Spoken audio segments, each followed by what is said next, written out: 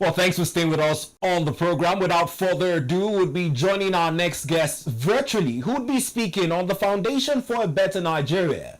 This is a second part of a two-part discussion that started last week on the program. Now we'll be joining Barrister Ata Ikiddeh. Good morning to you, Barrister. Can you hear me? I can hear you. Can you see me? Well, the visual is about to pop up on our screen, but your voice is crystal clear. A happy new month to you. Thanks for making our time to pick up from where we left off last week. Thank you very much. Now, last week, Can you see me? yes, please. Last week on the program, we started the conversation. We're still waiting to get confirmation on your visuals. Check that your camera is on your end. Uh, okay. Yes, it is. Beautiful. We can see you now.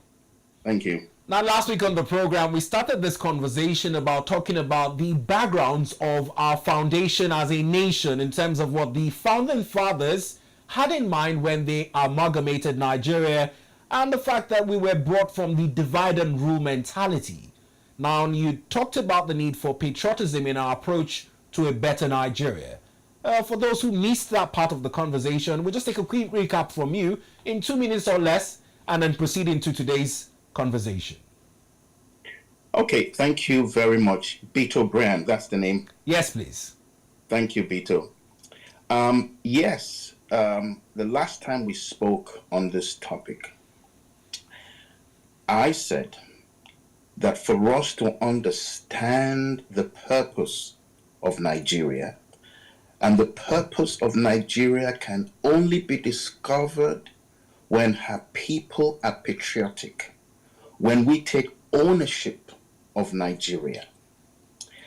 And I said that we will not discover ourselves and our purpose as a nation until we go back into history.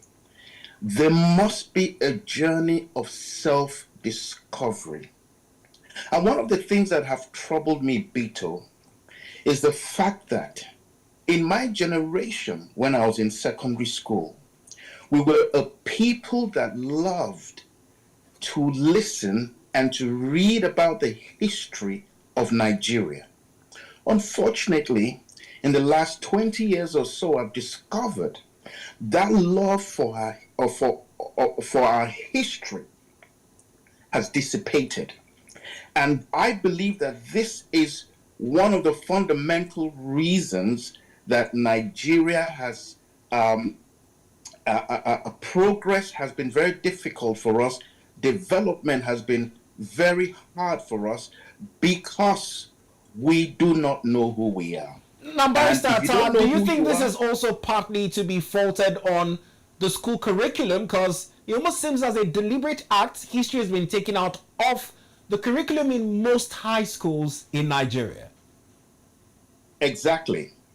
And we don't know why that is the reason.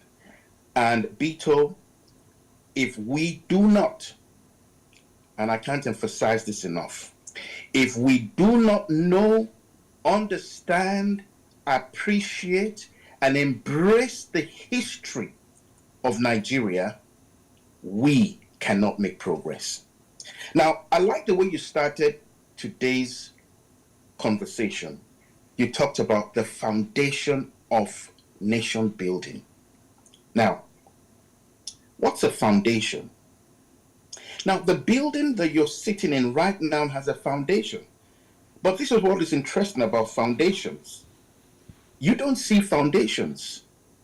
And yet it's the foundation that holds the house, that holds the structure together. Just like you, Beto. There's a foundation in your life. And that foundation would be your experience growing up, the DNA of your parents inside you. Nigeria has a foundation. And I want to take us through that foundation. And hopefully, if we can make that journey through that foundation, we can get to the building and we can start talking about nation building. Nigeria, and when I'm talking about Nigeria, I'm not just referring to Nigeria that started in 1914. Nigeria started way beyond 1914, way before 1914. In fact, Nigeria started in the 16th century, way beyond the 16th century. I mean, we can't go way back enough. I mean, if you're a lover of history, you'd have heard about the knock culture. Now listen, in the 15th century, there's a Portuguese king, and his name was Prince Navigator the Great. And his ambition for Portugal at that time, and we're talking about the 15th century, was to look and discover a route to East Asia, the Mediterranean.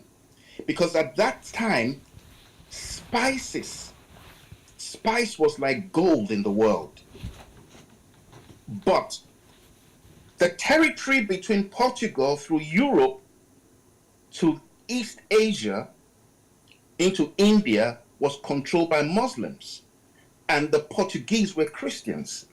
So they had to look for a route through Africa, through the coast of Africa, round South Africa to India, where they'll buy their spice.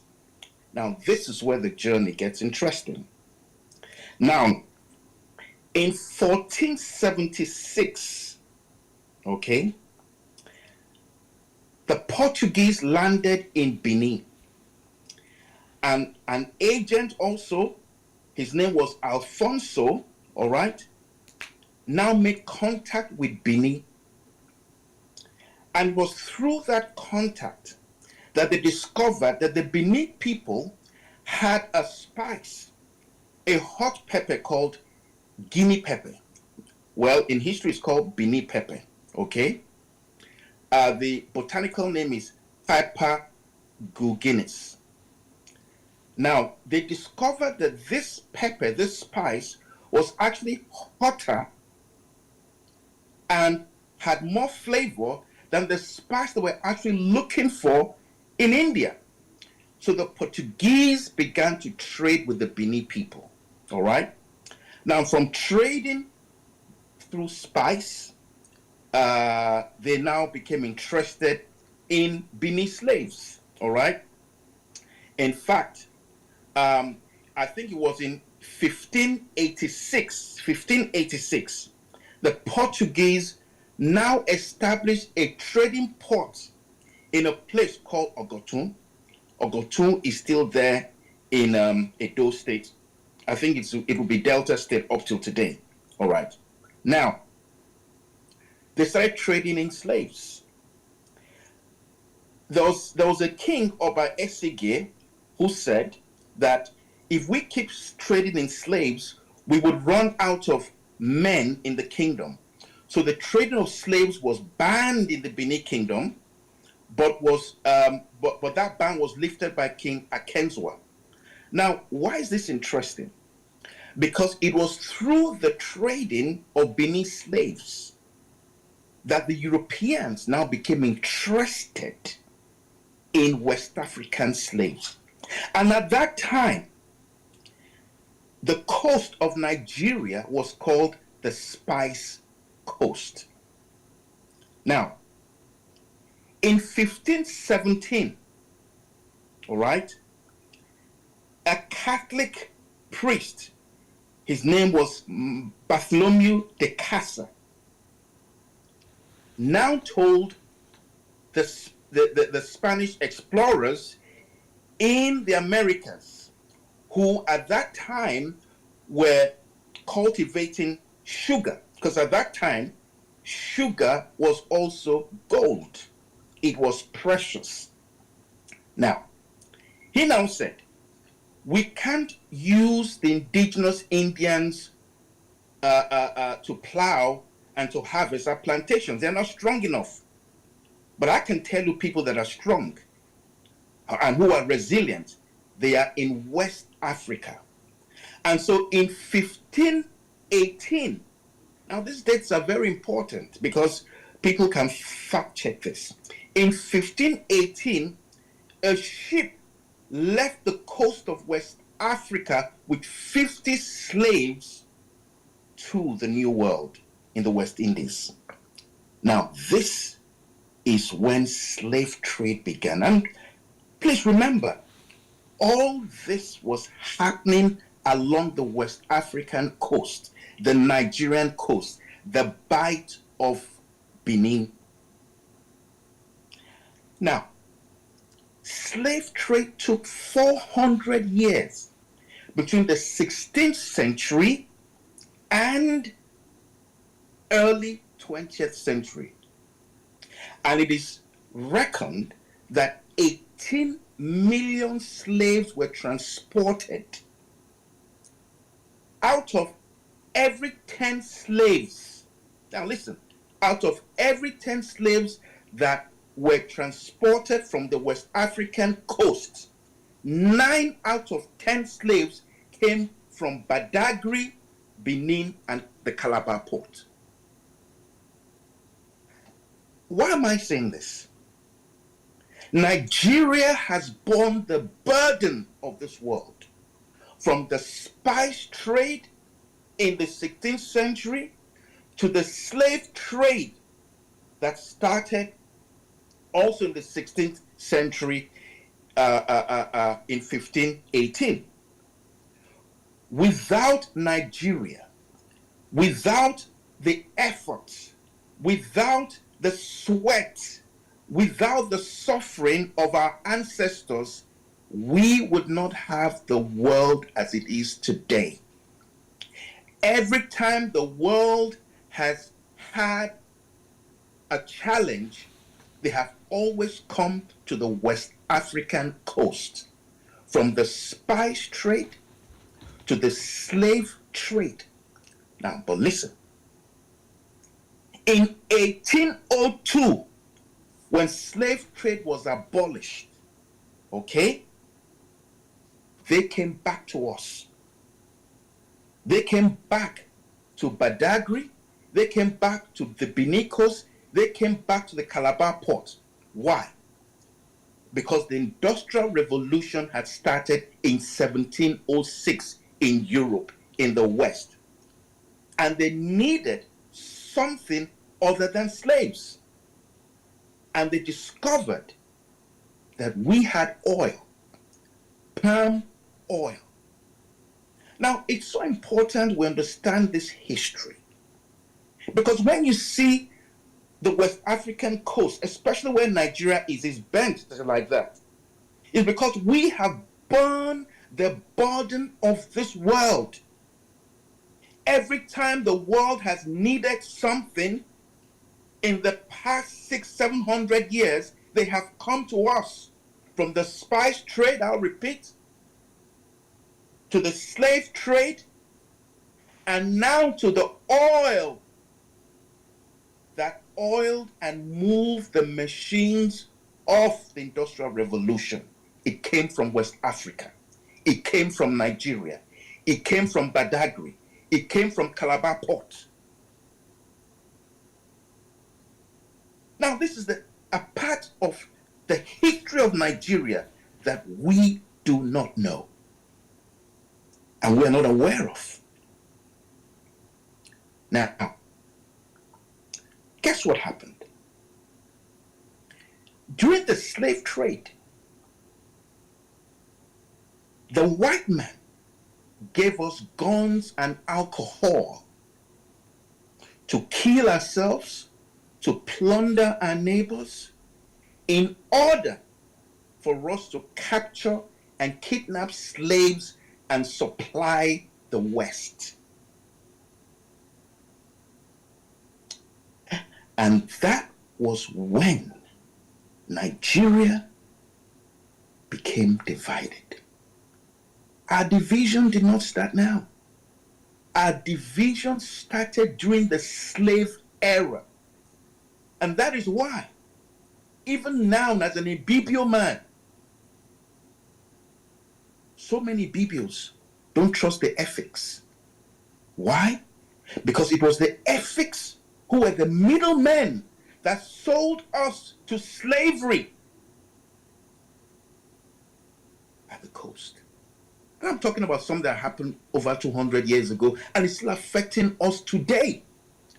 The Ibibios don't trust the Igbos. Why? Because it was the Igbos that kidnapped and captured the Ibibios, the Aro, Chuku, Juju, Long Juju. They had to capture us and transport us to the Effiks. Now, why is this history important? Because I'm trying to lay a foundation why unity in Nigeria has been so difficult, because there are historical divisions that we have failed to appreciate and understand. Now, when the white man came to us and said they needed palm oil, the Royal Niger Company was the company that took that burden for the crown.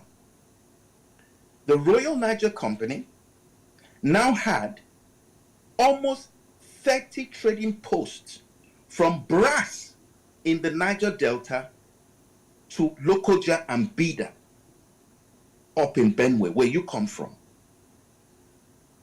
And between those 30 trading posts, they signed, now listen, because this is very interesting, they signed 400 protectorate agreements. Why? Now remember, during slave trade, they had given us guns to kill ourselves in order to supply them with slaves. Now, we didn't trust ourselves. The BPO man would not trust the Igbo man. The Efik could not trust the BPO man. The Igbo could not trust the Yoruba man. The Bini could not trust the Igbo man, because for 400 years we have been fighting to supply slaves to the West. And this is what they said to us. If you sell your palm oil to us, we will sign protectorate agreements and protect you from your neighbors. We'll not supply you with guns, but our guns will protect you. That is why the word protectorate, if you've heard the word protectorate in history, have you heard that word before, my brother? It's a common word, even in 1994, yes, as we're taught in history. Yes, 1914 protectorate. Rather. Protectorate comes from the word protection. They said to us, we will protect you if you sell your palm oil to us. And what were they giving us? Alcohol, mirrors, umbrellas, nothing compared to the wealth of palm oil that we were supplying them.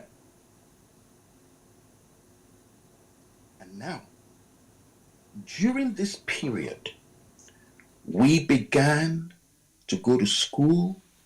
Some of our ancestors began to travel across to London and became educated, and our eyes began to open. And that was when we started agitating to be independent. Now, when we started agitating for independence, you see, because our ancestors had been divided, our ancestors had been killing themselves, our ancestors had been competing, we couldn't trust ourselves. So that is why, if you notice, during our journey to independence, Awolowo was the champion for the West. Zik was a champion for the East. Ahmadu Bello was the champion of the North. And then we had the minority tribes. Why? Because there was no trust. We could not trust ourselves. And even up till today, we still cannot trust ourselves. And these are historical issues that we have failed to appreciate. Well, I must appreciate you for this background, because it couldn't have been better placed, the antecedents of history, in building the distrust that currently exists in Nigeria. In present-day Nigeria, One bid to refix this trust deficit has been the institutionalism of what is called the federal character principle that ensures that minority tribes also get a fair share in the top tier of governance. Now, this arrangement, despite looking to broker trust in Nigeria, is being greeted by politicking, disuniting voices, dissenting voices, even in present day Nigeria. Just to reflect on current day Nigeria in line with the federal character principle and how it has thrived in reuniting Nigeria or engendering unity, how would you say we have fared? You see, Patriot Beetle, the whole federal character issue is still part and parcel of our suspicion. We still suspect one another. Because if we're truly Nigerian, if we're truly one, we don't need federal character. Every Nigerian would be equal. It would be based on merit, not where you come from. Just like the football team, and I used that as an example the last time. I said, if you study our football team, the Super Eagles, you discover that the Igbos are the dominant players in that team. Yes. But have you heard anyone complain? Have you heard people saying the Igbos are dominating the Super Eagles? No. Because it's by merit. Our national team is an example of where patriotism can take us. It shouldn't be about federal character. And this is why, Patriot Beetle, we must have this journey of self-discovery. And I did put some things down, and I said, number one, we must appreciate the foundations that I have talked about, I've discussed today. The second thing that we must do, that there must be a cleansing of the land. Because millions of our brothers and sisters were sold to slavery. Millions were sacrificed. Their souls are still crying out. Many died. Their blood splattered on the shores of this land. We need a cleansing. And we need to appreciate our history. And when we've done that cleansing, we now have to ask ourselves, who are we? What are we? And let me start with this. We are the giant of Africa. And that is a huge potential that we've got. Our number is our prosperity and is our wealth. Not only is our number prosperity and our wealth, you won't believe it. Some years ago, there was a study in Harvard Business School. There's a place in Nigeria called Gembu. I think it's called Gembu. It's in Taraba State. Yes. There was a study, a research. Do you know that Gembu alone can feed the entire world? It is the richest, most arable land in the world as I speak. And yet, is it not a tragedy that Nigerians are hungry? People are crying out that they don't have food to eat. There's starvation in the land. Yet, in this country, we have Gembu. So important is Gembu that there had to be a Harvard research. The richest arable land in the world. my brother, and my patriot. It's not too long ago. In the 30s and the 40s, Nigeria was the foremost agricultural nation in the world. You and I are sitting on the same land. Nothing has changed. We were first in cotton, first in rubber, first in cocoa, first in palm oil, groundnut. And yet today we are starving. There's no food for people to eat. Barrister Ata, our potentials are largely undeniable. But the challenge now is with the conversations on how much dependent we are on this newfound gold called crude oil. So much so that we have jettisoned our agricultural potential. Value addition in terms of the way we have grown the crops right from the 40s to the 50s. Is the challenge with government's attention to the issues. How can value addition be brought to these fields? Well, Patriot Beto, you're right.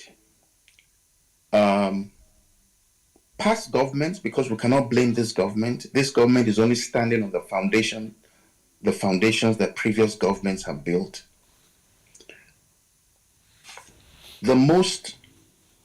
Oil is the most unfortunate thing that has happened to Nigeria.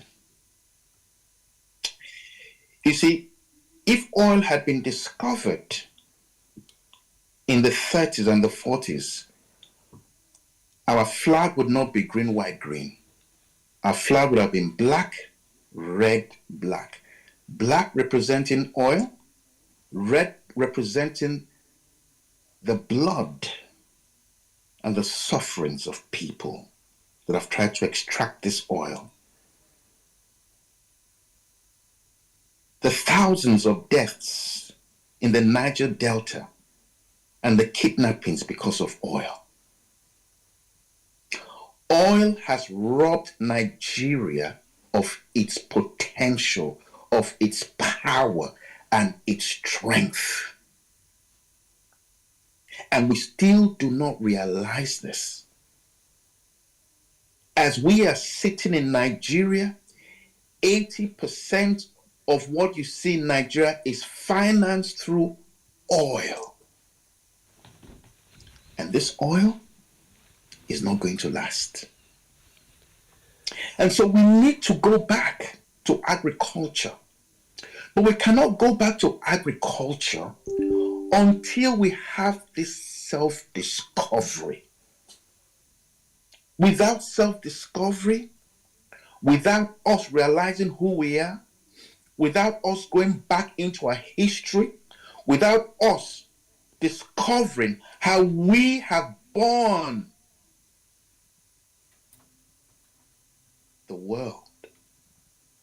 Look at today.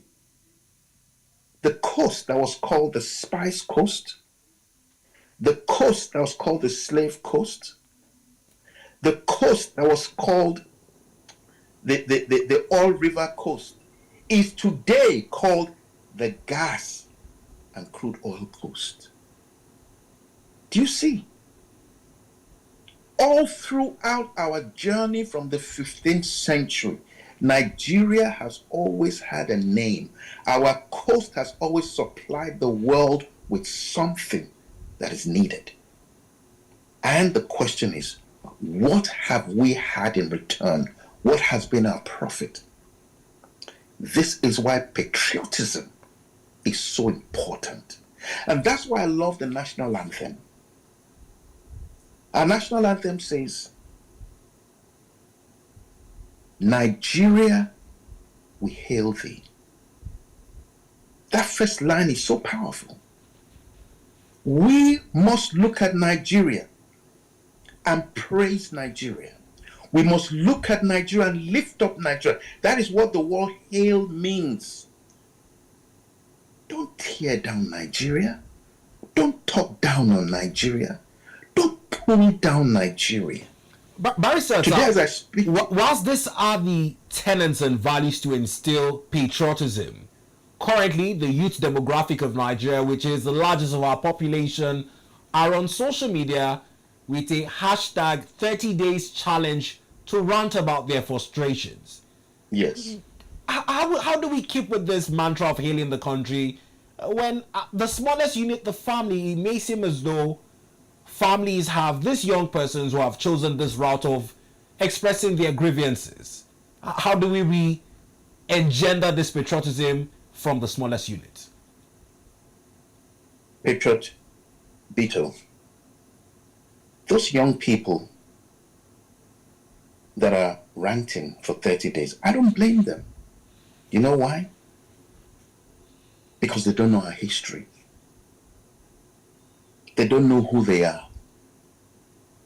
Because if they knew they were Nigerians, and not just Nigerians in the 21st century, but Nigerians from the 15th, 16th, 17th, 18th, 19th, 20th century, and that we have borne on our backs, we have borne the Industrial Revolution of this world. If we had taught them the history, our proud history, if we had taught them that Nigerians are great, if we had taught them that our ancestors left these shores on slave ships, thousands of slave ships, if we had taught them that was through our oil, our palm oil, that the Industrial Revolution in Europe and in America was able to sustain itself, if we had taught them that we had great men like Jaja of Opobo and King Koko of Brass, if we had taught them that we are kings, that without us the world will not be, those young people will not be ranting for 30 days. Because they would know that even in what it looks like a failure, we have always triumphed throughout history. This is why I don't blame them for the rant. We need to take them back to history. Now, we need to reorientate our minds, Patriot Beetle. We need to go back to our strength as the giant of Africa. Now, Barrister Ata, most of the frustrations have also been targeted at the current leadership, led by President Bola Ahmed Tinubu, who has talked about the need for renewed hope, much like you're re-echoing this morning. In 2 minutes or less, we'd look to rejoin you if this conversation ends. But how do the current leadership, both at the presidency, the National Assembly, which is the symbol of our democracy, re-engender this renewed hope in Nigerians who are already frustrated with the current state of things? The renewed hope agenda is a wonderful agenda. And I stand by that agenda as I've stood by every other agenda, by every leader that has preceded, that has sat over the affairs of this nation. But the renewed hope agenda must also recognize the history of Nigeria. The renewed hope agenda must recognize the power, the patriotic strength of Nigeria. This is why what is happening in the current 10th National Assembly is so pivotal and so important. Because part of the reason why we are failing on patriotism in Nigeria is because we don't do things properly. You don't see Nigerians queue up. You don't see Nigerians stop at zebra crossings. You don't see Nigerians respect traffic signs. And yet, in the Senate, we have distinguished men. Before they speak, they hold a red book. They go by their rules and their orders.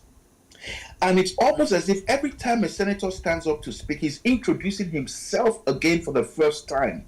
And my question is, why can't we replicate that discipline that we see on the Senate floor, the plenary? Why can't we replicate that discipline out there in Nigeria.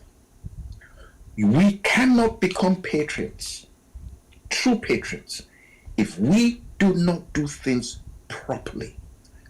For us to take this nation way into the 21st century, for us to compete with China, India, and America, we must rediscover ourselves. Now, on this rediscovery, let me also take our time to create a background to this story in the 10th Senate whilst we have you rejoin this conversation, because it almost seems as though the time allotted is elapsing. So just take our time, Barrister, to rejoin the conversation whilst I take this background. Thank you. Now, Barrister Ata has harped on the history of Nigeria from the 15th century up until the 21st century, the milestones in achieving and transitioning based on our potential. He's talked about the time we're known as the Spice Coast, where Portuguese visited the Benin Empire to trade in pepper, up until slave trade began and was abolished in the 18th century, and when Nigeria discovered its potential following its palm oil and also the advent of crude oil, jettisoning its agricultural potentials. He has talked about revisiting history to be able to join our virtual guests to have this conversation as time permits. Now, whereas there are challenges with rejoining him, this particular conversation is available on our YouTube channel for you to rewatch it. Now, he was talking about the challenges of the 10th National Assembly under the leadership of distinguished Senate President Senator Godswill Akpabio. The 10th Senate has been plagued with intrigue, drama in some quarters, and also having had some of the good work they're doing overshadowed by slight distractions which they have accused the opposition of fueling. Now, whilst these conversations are on, it has also been overshadowed about talks of the 2025 budget. The appropriations have been deliberated on, it's been improved upwards, it's supposed to inform the spendings of Nigeria whilst we're out of the first quarter of the year and in the second quarter. The 2025 appropriation is yet to be passed. There have been some gains in the area of the tax reform bills. Distinguished senators, much like the likes of Senator Asuko Ekpeyong, have moved motions to intervene on the current hardships challenging Nigerian youths, speaking about the high cost of data services, with a 50% tariff hike as approved by NCC. Most Nigerian students on the NANS are complaining that students can no longer afford data to carry out their academic pursuits. Now, what's the plight of Nigerian youths? Much like I was discussing with Barrister Ata, some Nigerian youths have taken to social media channels, much like TikTok, with a hashtag 30daysrant, saying that some Nigerian youths have spoken using such means, and they have credited the newly paid 77,000 naira monthly allowance to core members off the back of a rant by a certain young girl. Now, what's the best way to voice out and ventilate your grievances with the current state of the economy? A 30-day rant? Is it re-engineering history lessons, much like Barrister Ata is advocating for in our school curriculum, saying that without that history, we can't know who we are and we cannot push forward for a more patriotic Nigeria? Now, these are questions that would be answered as we have Barrister Ata join the conversation going forward. But for today's episode on the show, this is as much as time will permit.